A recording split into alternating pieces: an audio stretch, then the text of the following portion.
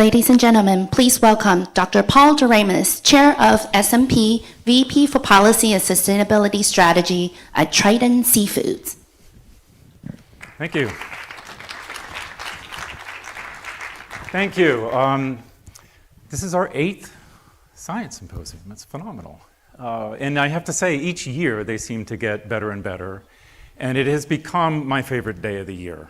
I work for Trident Seafoods, but I'm a resident of Washington, D.C., and I focus very heavily on our federal policy issues and the sort of supply side part of the whole seafood equation.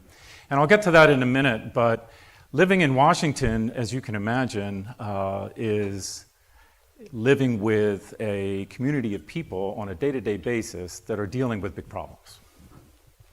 And you don't need me to tell you how much stress and strain there is in our political institutions these days, how much conflict, sometimes chaos, difficulty, and it is so refreshing to have nothing but good news day. So thank you. Join me in thanking Linda, the S&P team, and all the panelists that contributed to making this such a good news day. Thank you. So easy to imagine when Linda said, would you mind giving some closing comments, just a few minutes at our seafoods, our annual science symposium? Absolutely. What do you have in mind? So we talked on the phone. She went through the agenda and got this theme of making every day count. I'm like, what does that mean? She said, well, I got a TED Talk for you to see. Just click on, send you the link. So she sends me this link. I'm thinking, all right, here we go, another TED Talk, right? Some impossibly credentialed professional coming out on stage, bespectacled, and a little mic, and a polite applause, and this really slick delivery of compelling big ideas. I go, all right, what's the big idea Linda wants me to hear about?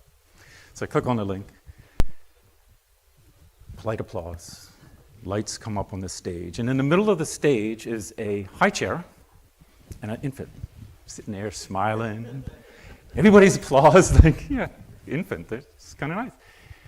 All right, where's Simon Sinek? So polite applause, and I'm expecting the Simon Sinek type character to come across the stage and start delivering this impossibly smooth presentation. Polite applause, and onto the stage comes this bespectacled, charming, and I found out later, very persuasive 8-year-old girl. Youngest presenter ever to do a TED Talk. And I thought, my original thought was like, what's Linda trying to tell me here? It's like, can you please do better than an 8-year-old girl? No. How can you be more charming than an 8-year-old girl? And she was phenomenally charming. Her message was all about, she said, I'm going to tell you how peekaboo can change the world. Like, okay, this is peekaboo. Dad comes out, takes the high chair and the kid back to this room. They have a camera on it, and she talks about early developmental stages and how the first 5 years are so important to the long-term well-being of children. Us, she said. And she shows Dad back there, flips to the camera. Dad's back there doing peekaboo with the kid, and the kid's laughing, rolling around, punching on Dad. And she talks about what this interaction is all about and how much kids crave connection. And it's how brains develop. It's how they learn. And she's given her very smooth presentation. She was quite well trained. Then they show, she talks about what happens when that connection is broken. And they show Dad back there with the kids sitting in the same place on his phone. And the kid's making noise. Then gets really fast, gets really irritated and crying and really upset and kind of like pounding on Dad. Where are you? He's on his phone. And the minute he stopped and started interacting again and doing the peekaboo thing, it was like back to happiness, smiling, giggling, laughing. And her point was very, very interesting at the end of the day. And I think that this was one of the points that Linda wanted me to take out of this, was the power of everyday action, small things, having a big effect, having a long-term effect. And that was one of the takeaways, and that's one of the things I think that we think about when we talk about making every day count. I also think, by the way, that one of the reasons, as I thought about it this morning, and all of the scientific evidence around maternal health, impact on the health of infants, and their long-term cognitive development, their long-term success, that's why we do this. That's why it matters. So that's why we're all here. It's good for us. It's going to make a better world for our kids. And if that's not a persuasive motivator, nothing is. So thank you for all of you for contributing to that. And I want to talk about what we can do to make every day count. But this message around it being really a daily thing. So there's a tension in the conversation this morning as we ended it going into lunch. The scientific evidence, the work that all of the folks who presented here today brought forward is so persuasive. It is so compelling. It's so rich. But still, as question came up right before lunch, is like, we don't see people eating a whole lot more seafood. Why?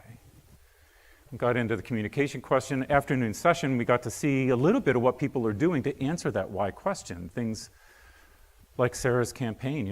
2 years ago, S&P wouldn't have been able to have a really good answer to that. We're on the Hill. We're trying to persuade Congress. We want to do a marketing thing in the future. We're doing it now. The Seafood Nutrition Partnership is doing it now through marketing techniques that are changing people's behavior. It's demonstrating what can be done when you connect with people's emotions and just draw a positive connection between seafood, their health, their well-being, fall in love with seafood. It's a beautiful answer, and I think one that has an enormous, enormous potential. So it's one of the big developments in my mind over time as we've done 8 of these science symposia, is getting to a place where we're not only convening, and this has been core mission of the Seafood Nutrition Partnership, is to pull together the science community, particularly here in Washington, where ready access to the policy community, and bring home the fundamental messages about why eating seafood matters, how it's connected to public health and nutrition, how that's connected to people's health, to our nation's health. That is now even more persuasive with our ability to connect and really develop the communications end of the picture as well. And I think that's an enormous development, and I'm really grateful for all the work that Seafood Nutrition Partnership and our colleagues throughout the country who have worked on this campaign and see the possibility that is growing very, very rapidly, and I think is helping answer that question, how we can just draw people in. It's not telling them what's good for them. It's just creating a positive connection that allows them to fall in love with seafood. And they benefit from that. So that's a wonderful path ahead, I think, for S&P, and shows how this small but very, very significant nonprofit is really making a difference in the world and making every day count.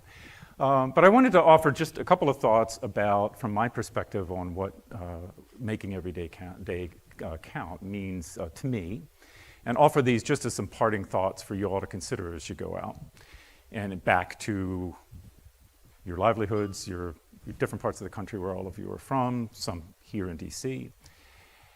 And I think the first message in my mind around making every day count came forward right at the beginning with Dr. Martin Paul's presentation, and his capturing of it was just embrace seafood. It was a really nice way to put it, embrace seafood. And that presentation added to me a really nice layer, to all of these reasons why we should eat seafood. We have known for years about cardiovascular benefit. We have been bringing forward for the last several years an incredibly persuasive science around cognitive benefit, brain development benefits. We're hearing this morning about maternal health and well-being of young children. And Dr. Martin Paul really brought it home, saying, this is good for the guys, too. Matter of fact, I would love to see you do a TED Talk. Can you see that? How did you put it? From eyeballs to low balls? I guarantee you do a TED Talk called From Eyeballs to Low Balls, and that'll be one of the top 10 in the next 6 months. But that's really, I think, part of a whole corpus of work that is just got incredible depth behind and persuasiveness behind what it means to have a seafood-rich diet, right? So making every day count is just embracing seafood. We did that here for lunch. We do it every day. It is the everyday action that matters. How we talk about seafood, how we connect to seafood, how we bring it into our families, with our diets, with what we do. That's number one as far as making every day count from my vantage point. The second one is really on that piece that came out of our morning conversation around communication and raising awareness. And being here in DC, being a policy person, I wanted to mention a few things that I'd like for you all to be aware of and contribute to, if you can. We have, and it's been alluded to at a couple of different points in time, we got to really think about where seafood comes from. That matters. My company produces wild Alaska seafood products. You heard from John at ASME. Others are in the business of farming seafood. We need more of that, without a doubt. We've got people from the federal government here who are in the business of trying to build greater capacity in the United States to farm seafood. But one of the things our country has never really done is develop a federal support system for the production of aquatic food.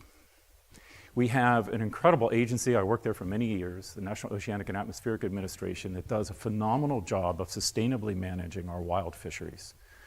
We have among the best techniques in the world for managing how much we take out of the water and ensuring the long-term health of our ocean resources while we can draw benefits to society through those resources in the production of seafood. We have never approached our fisheries as a source of food. When you go to the nation's peak level agency for thinking about our food supply, thinking about food security, a resilient supply chain for the provision of food in the United States, it's the Department of Agriculture. They do farming, they don't do seafood. So one of the things we're doing to raise awareness, we being the seafood industry in the United States, is doing to raise awareness is to try to draw attention to Congress, to the administration, of the benefits of incorporating seafood into the upper reaches of our nation's food agency and integrate the production of seafood into our thinking about our health of our food supply system, resilience of our food supply system, something that people really started to see in a new way during the pandemic, and what it means to have, at the end of the day, a more environmentally friendly food system. And the production of aquatic food, particularly marine food, whether farmed or naturally harvested, is among the lowest carbon footprint sources of protein that you can find. So we can build through a more aggressive, thoughtful development of the production of seafood in the United States, a climate-friendly, public health-friendly food system and a resilient food system. So we're working today and encourage all of you who are involved or have a connection or just know your congressperson to raise awareness about the need to have an integrated approach to our food supply system that brings seafood into USDA, and we have a support structure for the development of our seafood industry that's equivalent to the support structure that we have for the sustainable management of our fisheries. That's what we're doing here in DC to raise awareness of the production of seafood.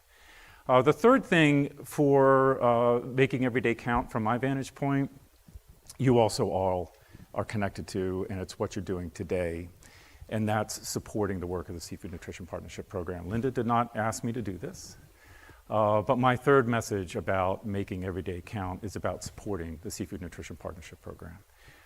It is a small but very, very powerful, influential nonprofit. You all are a part of it. It's a small organization, but with an incredibly, just a phenomenal network.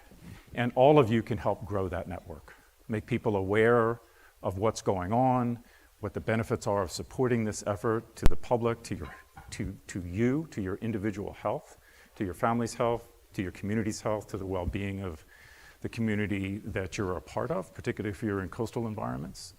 But not only.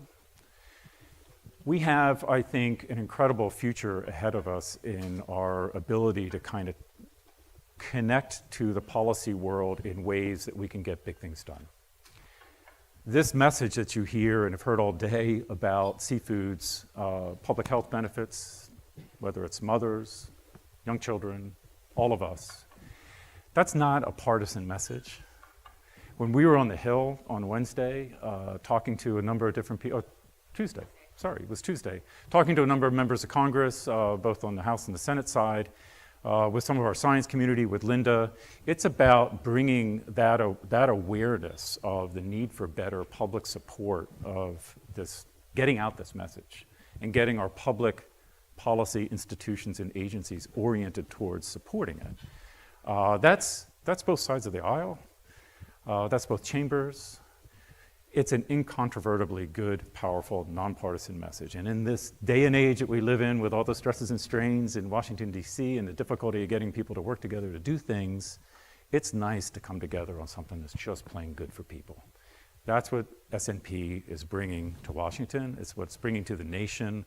I encourage all of you to make every day better, in part, not just by embracing seafood in your personal life, doing your own to communicate out and connect with people about the work, but also to directly support the Seafood Nutrition Partnership. Thank you for doing so. Thank you for being here, all of you here, all of our online audience that's been able to connect. Enormous thank you for your support to this entire enterprise. Thank you in particular to our science community here again, but extended, that are in this whole field, continuing to advance our knowledge. And thank you to Linda for bringing us all together and inspiring us to make every day count. Thank you all so much.